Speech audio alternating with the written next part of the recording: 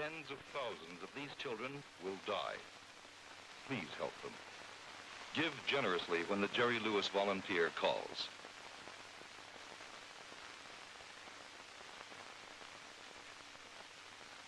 KMOX TV reflecting St. Louis on Channel 4.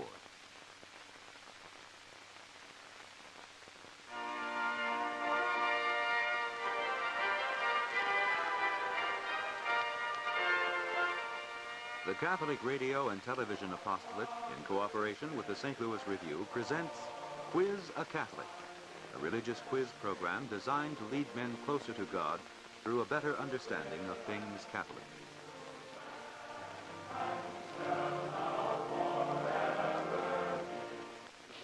Hello, friends. This is Lee Cavanagh. Welcome you once again to Quiz a Catholic, and mighty happy to have you here with us today. I don't know whether you've had an opportunity to see our program before. In case you haven't, I'd like to explain the rules and regulations a little bit. We have 5 categories of subjects we use on Quiz a Catholic: objects, events, personalities, teachings, and practices. And we invite you folks at home to send us subjects in one of these 5 categories, and if they're used on Quiz a Catholic, you'll receive a statue of Our Lady of Television. Now, more about the details on that particular topic in a few minutes. Let's right now meet the members of our Quiz a Catholic panel for today. And the first gentleman we're going to take a look at here is a kind of familiar one, in case you've seen Quiz a Catholic before. His name is Mr. Tom O'Toole. He comes from St. Louis, southwest St.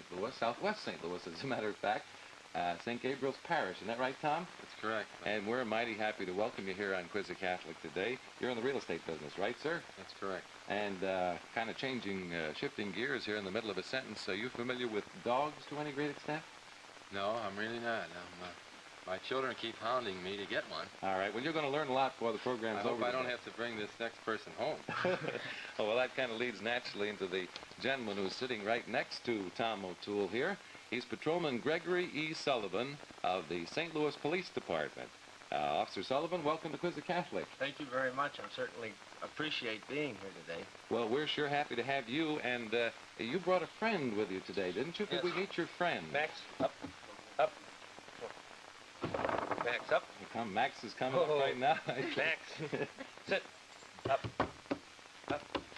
Oh, Max is really bad. There he is. Boy, oh boy. Tell us something about Max. He's a big dog, isn't he?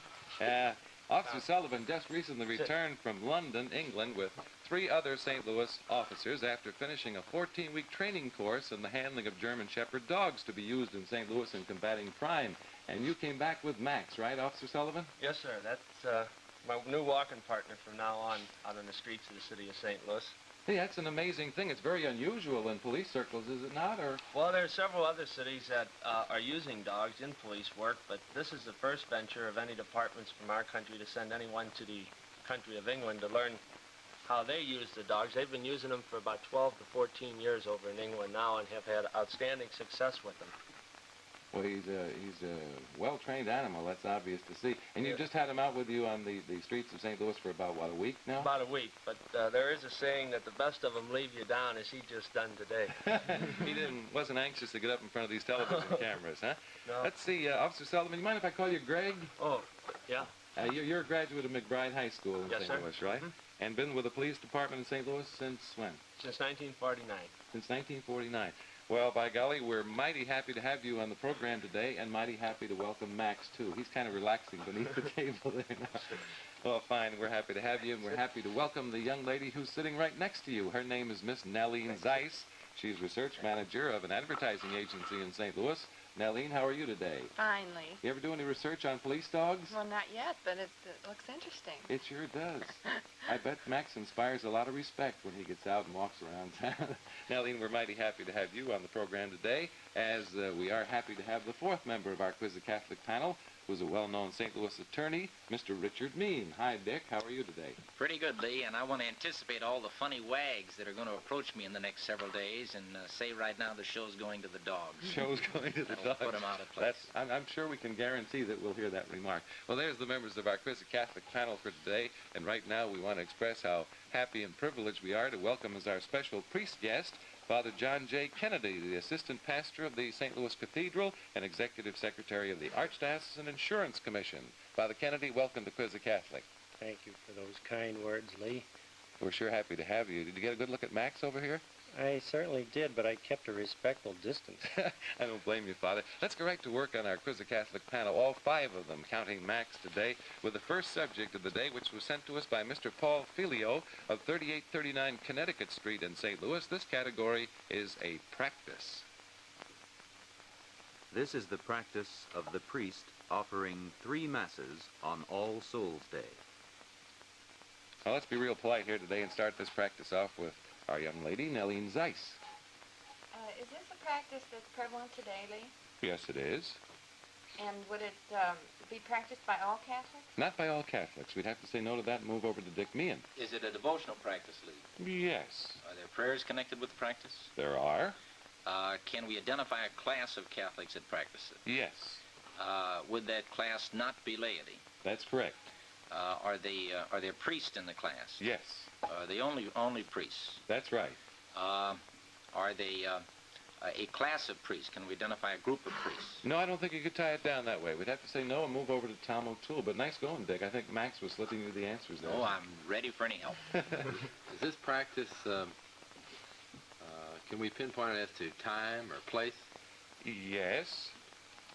Would it take place, does it recur? I mean, would you perform this more than once? Yes. And recurs, would a priest be apt to do this more than, say, once a week? No, he would not. He would not. Officer Sullivan? Would this pertain to his duties to say Mass? Yes, that is involved, Greg. A certain number of Masses in any way? Yes. A certain time of the year? Yes.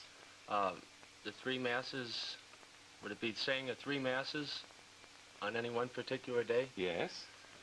All Souls Day? You got it. That's boy, it. Greg. Boy, with about a minute and a half to go, the exact subject that Mr. Filio sent us was the priest's privilege of offering 3 Masses on All Souls Day. Very nice going. Poor souls on the panel took a little temporal punishment on that, didn't they, Lee? They sure did, Father. I think an important part of this practice is to emphasize the fact that it is a privilege. Because, as you know, there's only one other day of the year on which a priest is allowed to say 3 Masses, namely on Christmas. And I think it brings out very beautifully the mind of the Church as a mother that she is, reaching over into eternity to care for her children who have even gone beyond the grave.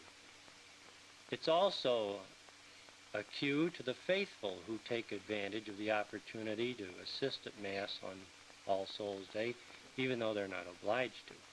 And so you too should remember your dead, as suggested by the Scripture, to pray for the departed, for their works follow them.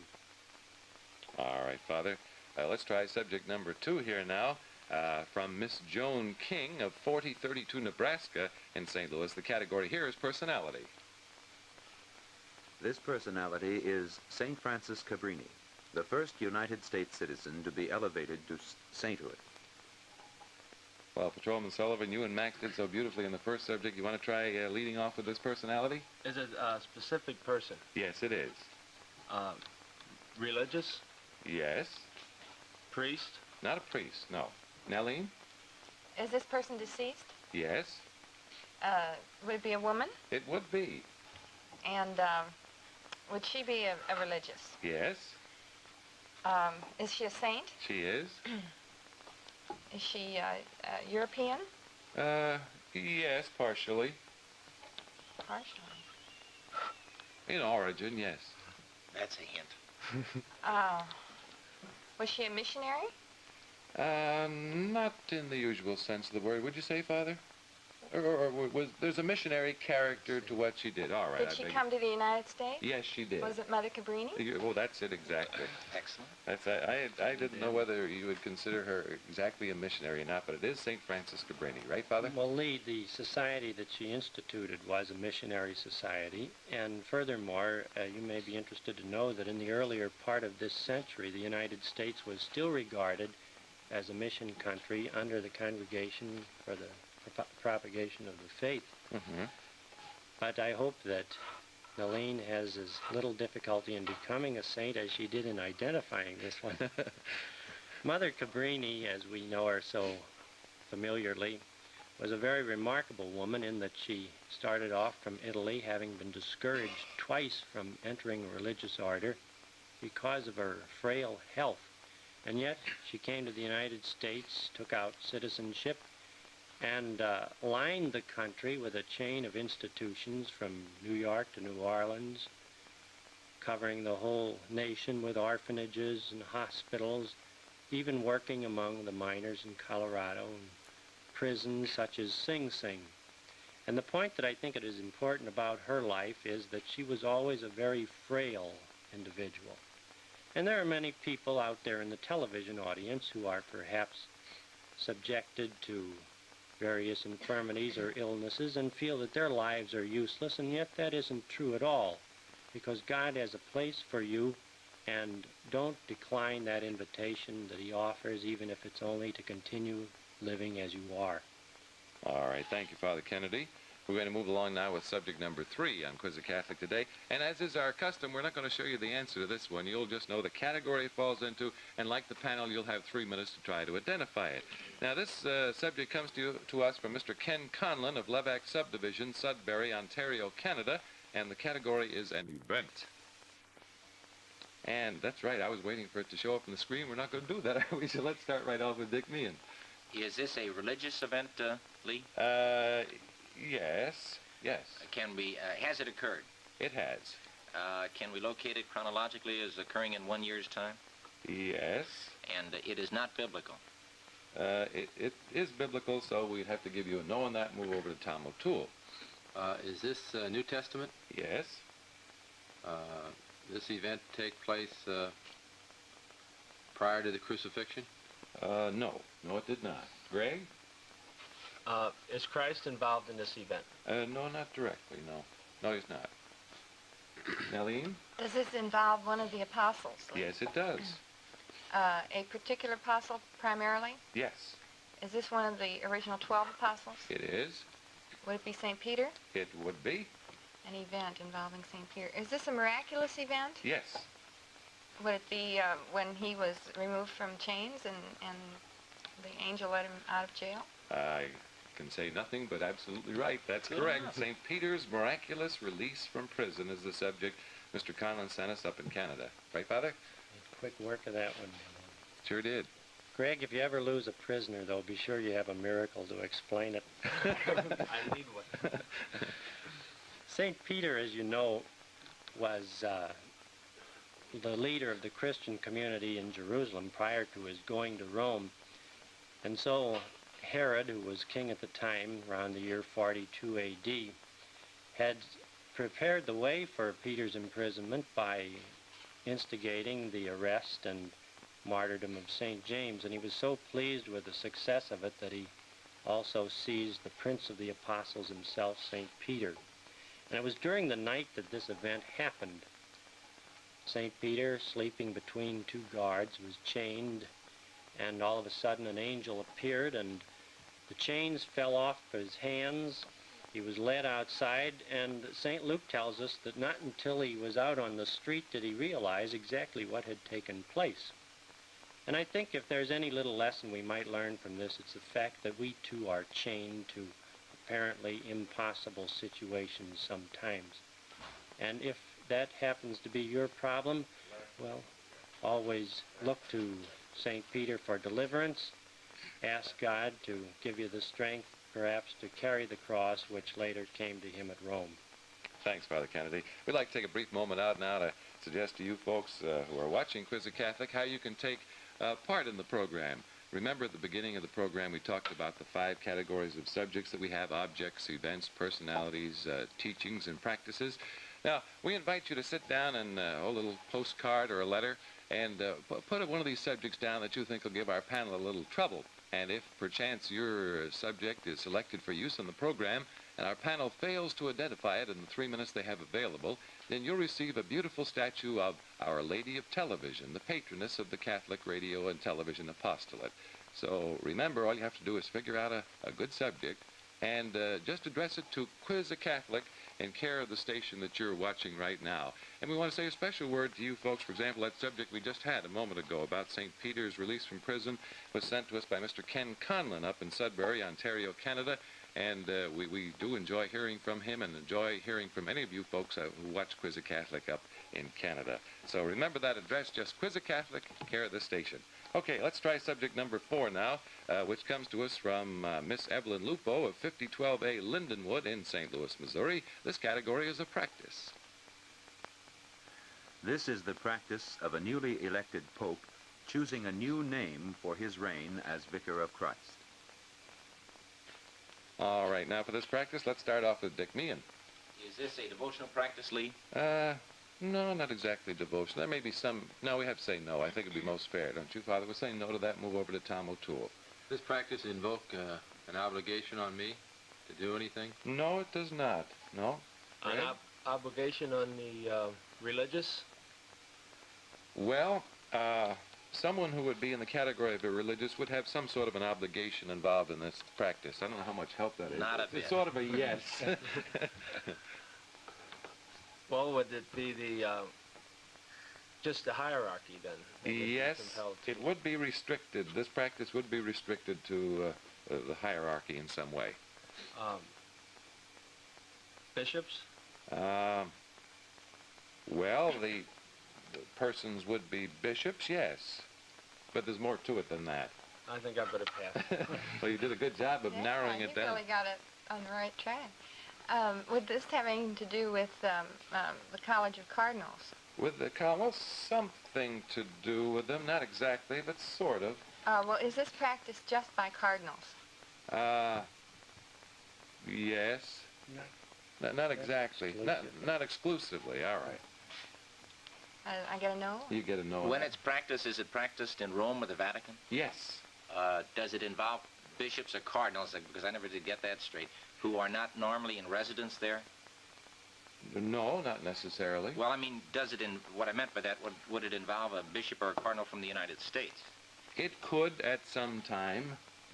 Is this done as a group practice? No, it is not. Does it have anything to do with the conclave or election of the Pope as far as when it takes place? Yes, that's the general area. Does it take place, this practice, before the election of the Pope? No, it is not. After? Does it have something to do... Well, I'm sorry. Go ahead, Dick. Go ahead, Dick. Does it have something to do with the relationship that comes into existence between the new Pope and the Cardinal?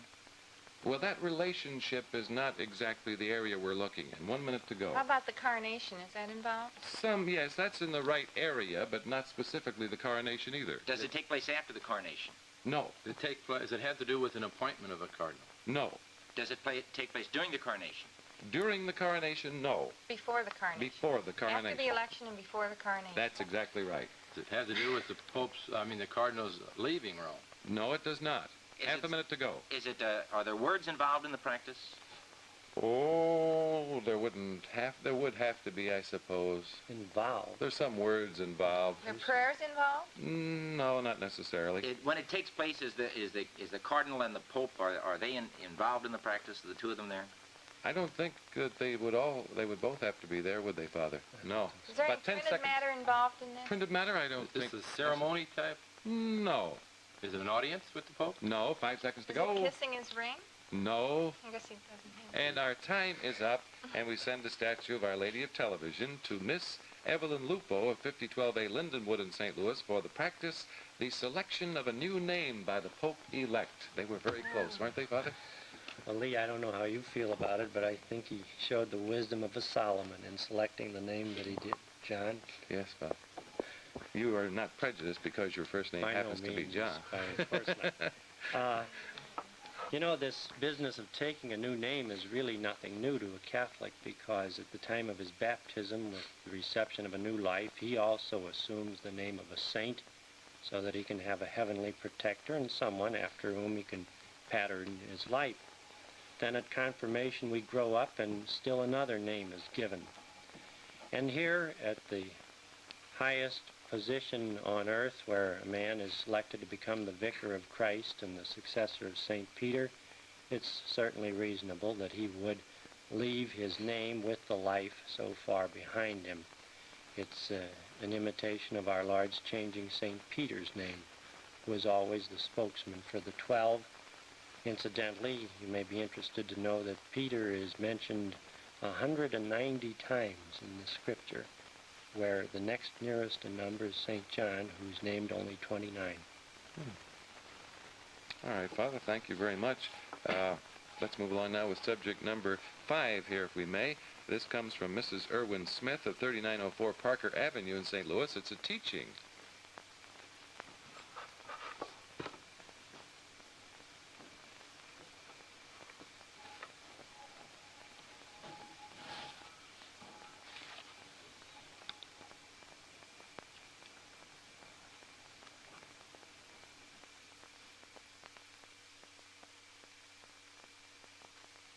Teaching, but obviously what came up on your screen there was an object, not a teaching. Is that correct? Okay, I just want to get myself straight here.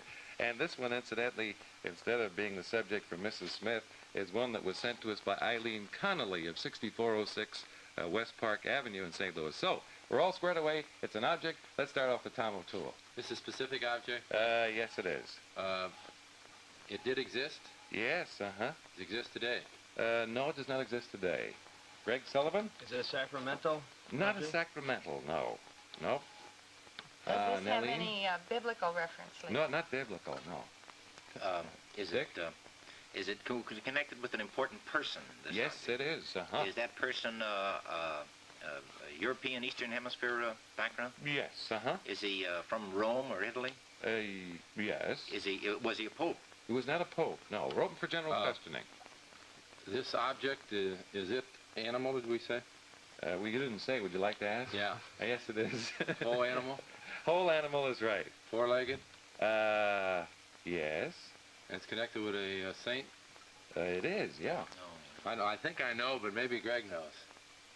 Well, that's, He's supposed to read your mind now with Max's help, huh? I'm not sure of the saint, unless it's John Bosco. John Bosco's involved. And the dog is...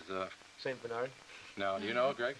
It's Grigio, isn't it? Grigio, St. John Bosco's dog. See, that's why he even knew the name of the dogs. Isn't that something? Well, you got it with plenty of time, about a minute and a half still to go, right? Correct, Father? For a while, I think they were barking up the wrong tree. I think you're right. Some moments ago when Dick said the program was going to the dogs, I can't think of any better dogs for it to go to than Grigio and Max here, who is with us on the program today, because certainly they are exceptional in this, that they have a very special function in society. They are to protect the community. And this dog that was the subject of the last question was a very exceptional, outstanding animal, because there's no doubt about it that he was directed by divine providence to protect the life of St. John Bosco.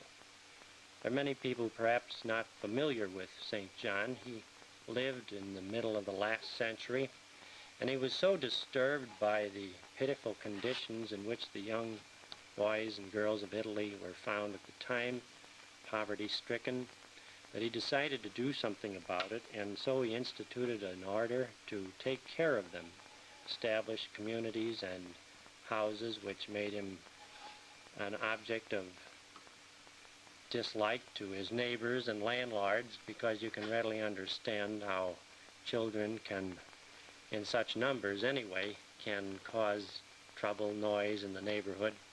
And consequently, St. John needed someone to protect him against not only these individuals, but the bandits of his time. And this was the means that God used, this great dog, Grigio. And I think it would be well for us to call upon God to ask Blessed St. John Bosco to be with policemen everywhere, particularly Greg and Max, who are with us this morning, in their efforts to curb crime. All right, thank you very much, Father.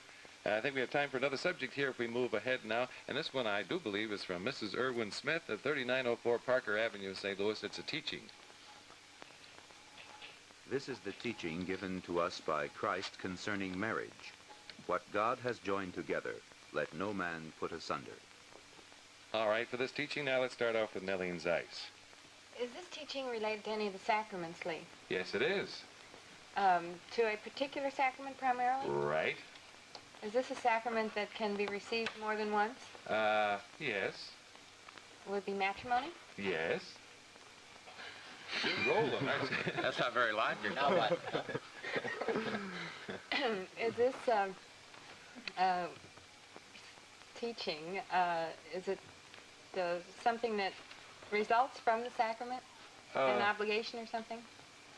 Well, it involves an obligation, yes, on those who receive the sacrament. Is it an obligation on the part of both of them? Yes. Is this the indissolubility of marriage? Ooh, that's a good word. That's pretty much what it is, but we're looking for something a little more specific than that. Well, I'll pass then to somebody that has had experience. What experience? Is this a teaching that is in effect while both partners are still alive, Lee? Yes, Nellene just about gave it to us, but something a little more specific is what we're looking for. 2 minutes to go. It isn't in... I passed it, Tom. He's Tom? had more. He's married longer than I am. Is this a quotation type? Yes, it is. What God hath put together, let no man put asunder? That's just about it, exactly, yes. She had it in the, that's a hard word, indissolubility. But the quotation is what we're looking for, Tom. Right, Father? When she asked whether it could be received more than once, I was tempted to jump in and say under certain conditions. Reminds me of the man who asked one time why he was only allowed to have one wife. And he was given as an answer that no man can serve 2 masters. The important thing about marriage to remember is that it's a divine institution, that God started it, and for his own purpose, namely the stability of the home and the security of the family.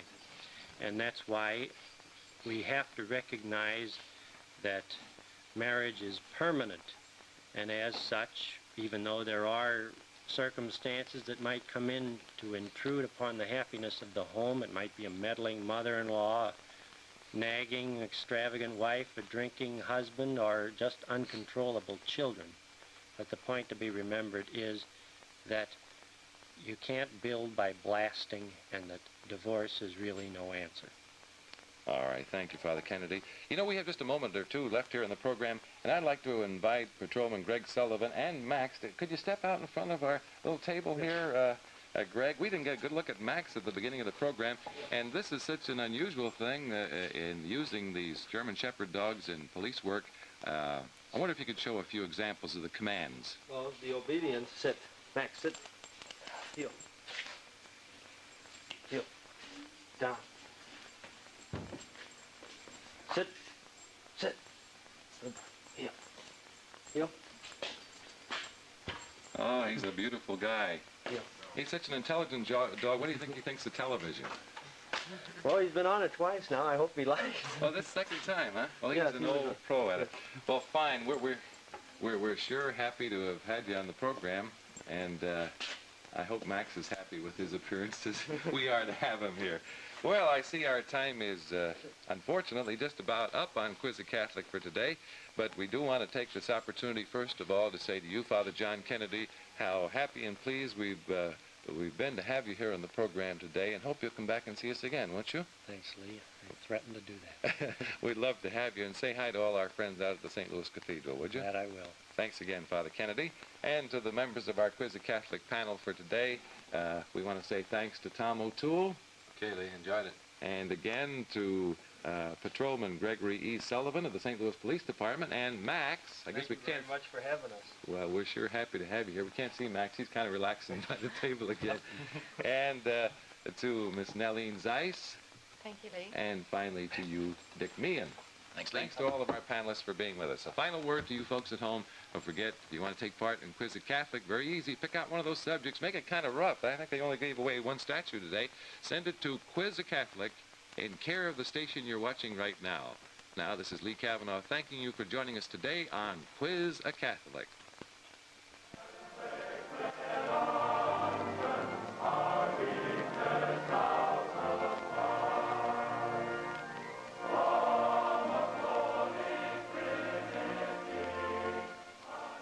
Quiz a Catholic is designed to lead men closer to God through a better understanding of things Catholic.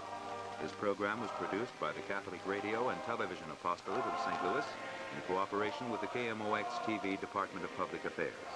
Join us again next week for Quiz a Catholic.